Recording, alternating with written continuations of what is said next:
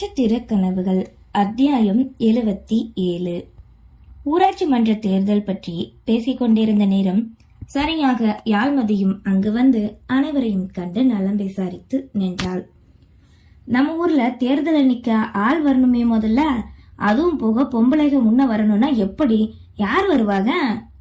சங்கரமூர்த்தி யோசனையோடு கேட்க, ஊருக்குள்ள படிச்ச பொம்பளைக யாருமே இல்ல, பிள்ளைக மருமகளுக படிச்சாலுமே இது சுத்து பட்டிக்காடுன்னு சொல்லிட்டு வேற ஊருக்கு போயிடுதுங்க, மகளையும் சட்டுப்புட்டுன்னு கல்யாணம் பண்ணி அனுப்பி வச்சிடுறோம் என்றதும், வழக்கமா நடக்கிறது தானே, எல்லாருமே டவுன்ல போயிருக்கத்தான் ஆசைப்படுதுங்க, எங்க இந்த கால பிள்ளைங்க கிராமத்துல இருக்குதுங்க என்றார் சங்கரமூர்த்தி.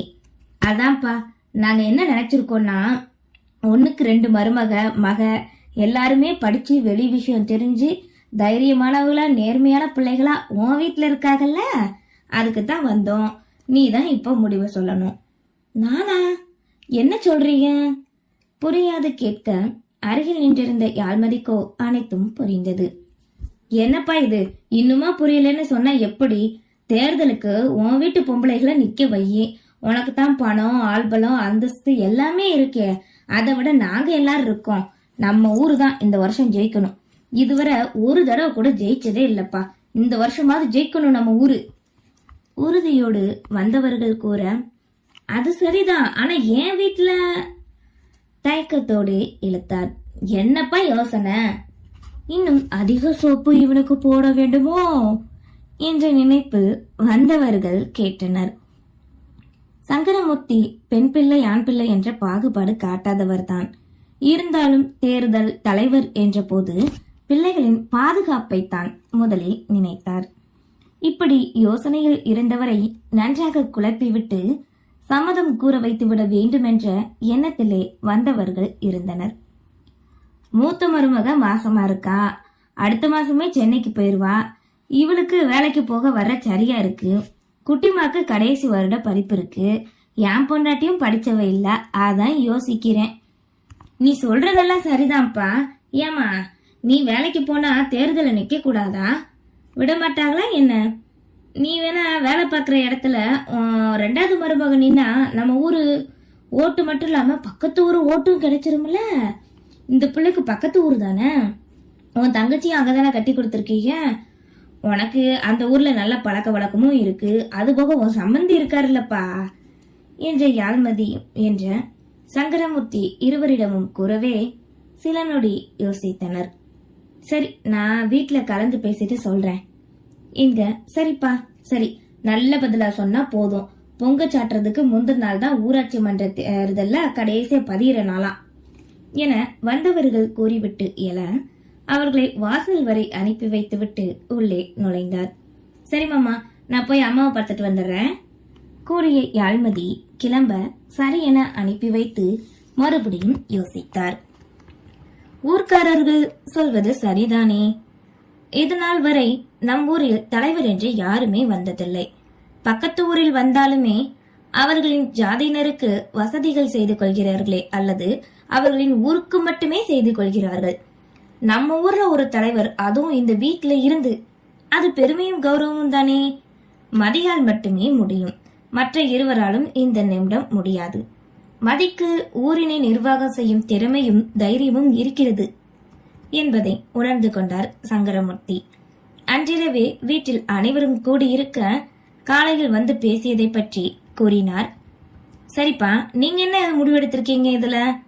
இளந்திரையன் கேட்க, நம்ம மதிய நிக்க வைக்கலாம் நினைக்கிறேன் என்று மற்ற இருவரின் சூழ்நிலை பற்றி கூறி, தானே நிற்க கூறினாலும் இருவரும் வரமாட்டார்கள் என்பதையும் சேர்த்தே கூறினார். கூறியது போன்றே அதித்தி தமிழ்ச்செல்வி இருவருமே விலகிவிட யாழ்மதியோ யோசனையோடு நின்றாள். சிறுவயதிலிருந்து இங்கு வாழ்ந்து எந்த பாகுபாடும் காட்டாது அனைவரிடமும் அன்பாய் பழகும் தனக்கு இந்த பொறுப்பு சரிதான். ஆனால் தன்னால் இதனை சிறப்பாக செய்ய முடியுமா? முதலில் வெற்றியடைய முடியுமா என்ன? என்னம்மா, என்ன யோசிக்கிற? மாமனார் கேட்க, வேண்டாம்ப்பா, மதிக்கு இது ஒத்து போகாது.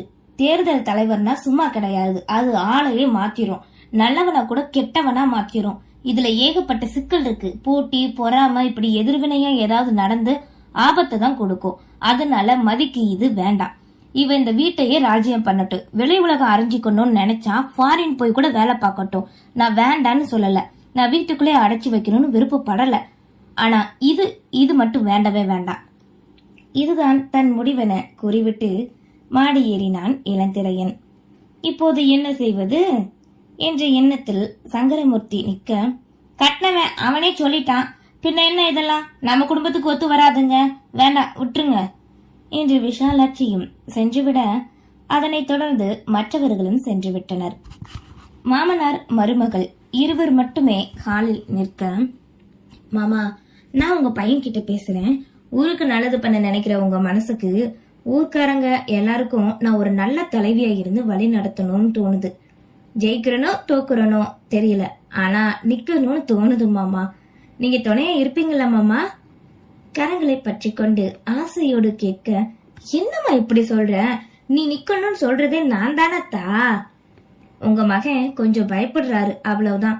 நான் பேசி புரிய வைக்கிறேன் அவருக்கு கூறிய யாழ்மதி மாடி ஏறி தங்களின் அறைக்குள் நுழைந்தாள். படுக்கையில் படுத்து விட்டத்தை பார்த்து கொண்டிருந்த கணவனை கண்டவளோ விளக்கினை அமர்த்தி விடுவிளக்கினை ஒளிரவிட்டு வந்து படுத்தாள். யோசனையோடு விழித்திறந்து தூங்காமல் படுத்திருந்தவனை உணர்ந்து நெருங்கி வந்து படுத்து அவன் நெஞ்சில் சாய அனிச்சையாக அவனின் கரங்களோ தன்னோடு அணைத்துக் கொண்டது. இலாவின் கைவிரல்களுக்கு தன் கைவிரலை வைத்து விளையாடிக் கொண்டே அவனின் நெஞ்சில் தன் முகம் உரச பேச ஆரம்பித்தாள். என்னாச்சு மாமா, எதுக்கு வேண்டான்னு சொன்ன? ஏன் உனக்கு விருப்பம் இருக்கா என்ன? அவனுக்கு புரிந்தது. வேண்டாம் என்று சொன்ன பிறகும் கூட இந்த பேச்சை எடுக்கவே அவளுக்கு இதில் ஆர்வம் என்பதை அறிந்து கொண்டான். சிறுவயதிலிருந்தே அறிந்தவனாயிற்றே அவளை. இப்போது மனைவி என்றான பின் முழுமையாக தெரிந்து வைத்திருந்தான். இவன் அறிந்த வரைக்கும் கூட அவள் அறிந்திராததுதான் பல உண்டு. ஆமாங்க, எனக்கு ஊர் தலைவர் ஆகணும் ஆசையா இருக்கு. இது ஒன்னும் சேவு திங்கிற போட்டி கிடையாதுடி. ஆசையா இருந்தா உடனே கலந்துக்க. வெற்றியோ தோல்வியோ கலந்துக்கிட்டா இப்ப என்ன? சும்மா இதையே பேசாத மதி. அப்படித்தான் பேசுவேன் கூறியவாறு பட்டனை எழுந்து அமர அவனுமே எழுந்து அமர்ந்தான். அனல் கோபத்தோடு மனைவியின் முகம் கண்டவனுக்கு மாயமோக அலைகள் தான் மனதிற்குள் புகுந்தது. மஞ்சள் ஒளி விளக்கில் மெல்லிய வெளிச்சத்தில் விலைகள் இரண்டையும் பெரிதாக விரித்து மூக்கு வெடிக்க கோபத்தோடு இருப்பவளை அள்ளி அணைத்து கிள்ள கரங்களோ பரபரத்தது. தன்னவனின் பார்வையை உணர்ந்தவளுக்கோ வந்த கோபம் எல்லாம் காணாமல் காற்றில் கரைய சினுங்களாய், மாமா எதுக்கு அப்படி பாக்குற? முகத்தை சாய்த்து கொஞ்சலாய் மொழிந்தால் முழுவதுமே கிறங்கித்தான் போனான். ஒவ்வொரு நாளும் அவள் காட்டும் பாவனை, முக அசைவுகள், பேரழகு, கொஞ்சல், கெஞ்சல் அனைத்திலுமே அவனை சரணடையத்தான் செய்தது. இன்றும் அப்படியே அவளிடம் மயங்கியவனோ தன்னை நோக்கி இழுக்க கணவனின் மடியிலே வந்து விழுந்தாள். கரம் கொண்டு செந்தாளம் பூவாய் மலர்ந்த முகத்தை நிமிர்த்தி காண சிப்பிக்குள் இருந்து வெளிவரும் முத்தாக இதழ் விரித்தாள். அந்த இதழோடு தன் இதழ் கோர்க்க தங்களை என்ன இந்த உலகத்தையே மறந்து அவர்களுக்கான உலகில் சஞ்சரிக்க ஆரம்பித்தனர். இதழ் முத்தத்தோடு விட்டுவிடாது மொத்தமாக ஆக்கிரமித்து ஊடலில் ஆரம்பித்து கூடலில் முடித்தான் கல்வனவன்.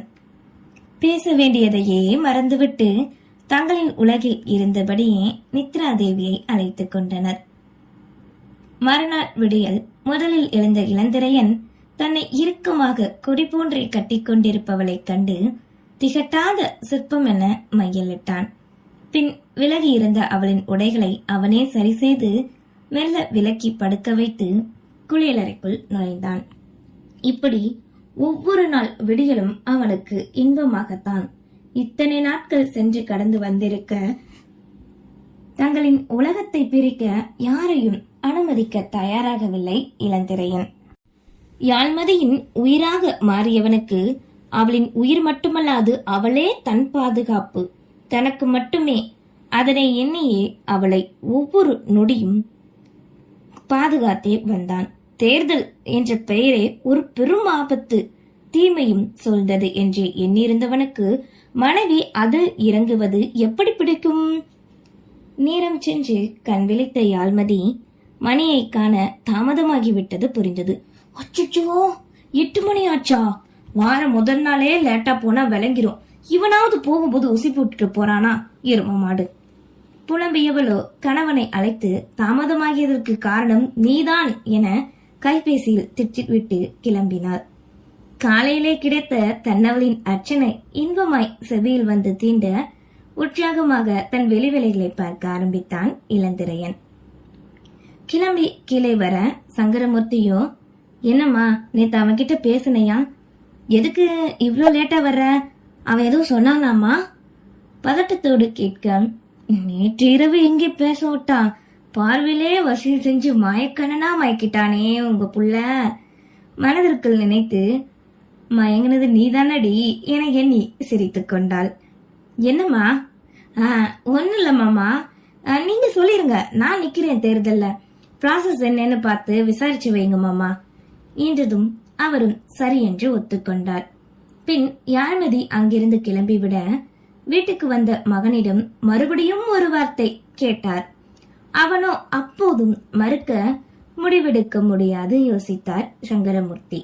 விஷாலாட்சியுமே, ஏதாவது பண்றேன்னு சொல்லி பிள்ளைகளுக்குள்ள பிரச்சனையை கொண்டு வந்துடாதீங்க, இப்பதான் 2 பேரும் சந்தோஷமா அதுக்கு வேலையில பார்த்துட்டு குடும்பம் நடத்திட்டு இருக்குங்க என கூறி சென்றுவிட, தான் கூறியதால் மருமகள் சரியென்று கூறினாளா அல்லது அவளுக்கு விருப்பமா? யோசனையோடு இருதலை கொள்ளியாக தவித்தார் சங்கரமூர்த்தி. நன்றி.